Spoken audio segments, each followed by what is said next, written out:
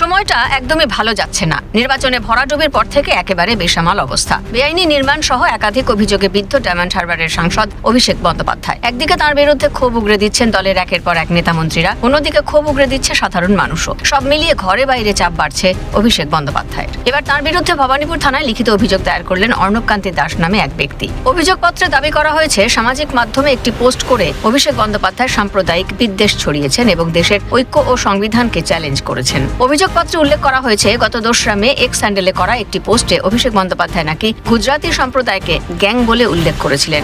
অভিযোগকারীর দাবি, একজন সাংসদ হিসেবে এ ধরনের মন্তব্য সমাজে অশান্তি ও বিভাজন সৃষ্টি করতে পারে। তিনি আরও দাবি করেন, গুজরাতি সম্প্রদায় দেশের অর্থনীতি ও সমাজে গুরুত্বপূর্ণ অবদান রাখে এবং তাদের নিয়ে এ ধরনের মন্তব্য আইন ও সামাজিক সম্প্রীতির পরিপন্থী। চিঠিতে আরও অভিযোগ করা হয়েছে, অভিষেক বন্দ্যোপাধ্যায় তাঁর পোস্টে কেন্দ্রীয় সরকারকে ডায়মন্ড হারবারে এসে তথাকথিত ডায়মন্ড হারবার মডেল থামানোর চ্যালেঞ্জ জানিয়েছেন। অভিযোগকারীর বক্তব্য, রাজনৈতিক প্রতিদ্বন্দ্বিতা রাজনৈতিক ক্ষেত্রে সীমাবদ্ধ থাকা উচিত এবং এ ধরনের মন্তব্য সাংবিধানিক কাঠামোর বিরোধী বার্তা দিতে পারে। ভবানীপুর থানার কাছে বিষয়টি তদন্ত করে প্রয়োজনীয় আইনানুগ পদক্ষেপ নেওয়ার আবেদন জানিয়েছেন অভিযোগকারী। অভিযোগপত্রের সঙ্গে সংশ্লিষ্ট সোশ্যাল মিডিয়া পোস্টের কপি এবং সাংসদের নির্বাচনী হলফনামার নথিও সংযুক্ত করা হয়েছে বলে সূত্রের খবর। এর প্রেক্ষিতে বিজেপির প্রধান মুখপাত্র দেবজিৎ সরকার বলেন, অভিষেক বন্দ্যোপাধ্যায়ের প্রতিটি বক্তব্যের জন্য এফআইআর হওয়া উচিত। শুধুমাত্র প্রাক্তন মুখ্যমন্ত্রীর আত্মীয় হওয়ার সুবাদে তিনি যে পরিমাণ ঔদ্ধত্য দেখিয়েছেন এবং প্রতি মুহূর্তে যেভাবে আইন ভেঙেছেন, তাতে পুলিশ প্রশাসনের উচিত বিষয়টিকে আদালত পর্যন্ত নিয়ে যাওয়া। যেসব কথাবার্তা অভিষেকবাবু বলেছেন, প্রতিটি বক্তব্যের জন্য এফআইআর হওয়া উচিত। প্রতিটি বক্তব্য ফৌজদারি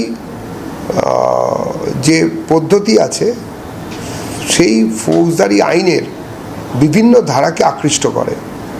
ভারতের বুকে থেকে একটি রাজ্যের শুধুমাত্র মুখ্যমন্ত্রীর আত্মীয় হওয়ার সুবাদে অভিষেকবাবু যে পরিমাণ ঔদ্ধত্য দেখিয়েছেন, তিনি সর্বোচ্চ যে আইনসভা ভারতের, সেই জায়গাতে প্রবেশের অধিকারী হয়ে, আইন প্রণেতা হয়ে প্রতি মুহূর্তে তিনি যেভাবে আইন ভেঙেছেন, তার মুখের ভাষা, শারীরিক ভাষার ফলে পরিস্থিতি পর্যবেক্ষণ করে অভিযোগগুলির ভিত্তিতে পুলিশের উচিত, প্রশাসনেরও উচিত যে সেগুলোকে আদালত অবধি নিয়ে যাওয়া এবং আদালত বিচার করবেন। অভিষেক বন্দ্যোপাধ্যায় এ ধরনের কথা বলতেই অভ্যস্ত, বড় ছোট জ্ঞান নেই। দেশের স্বরাষ্ট্রমন্ত্রীকেও চ্যালেঞ্জ করতে ছাড়েননি। এই অহংকার স্পর্ধার বিরুদ্ধেই তো ভোট হয়েছে, কটাক্ষ বিজেপি বিধায়ক তাপস রায়ের। অভিষেকের তো আমি তো নিজেও বলেছি অনেক, যে একটা ডেপো এবং বকাটে ছেলে। এত ঔদ্ধত্য কাকে অপমান করেনি, কাকে অপমান করেনি। আর এই সমস্ত কথা বলতেই তো অভ্যস্ত এবং ওকে কেউ নিষেধও করে না। ওইটুকুনি একটা ছেলে, দলেরও কেউ নিষেধ করে না, মমতাও কোনো দিন নিষেধ করেনি। যাকে খুশি যা খুশি বলে চলেছে, বড় ছোট জ্ঞান নেই।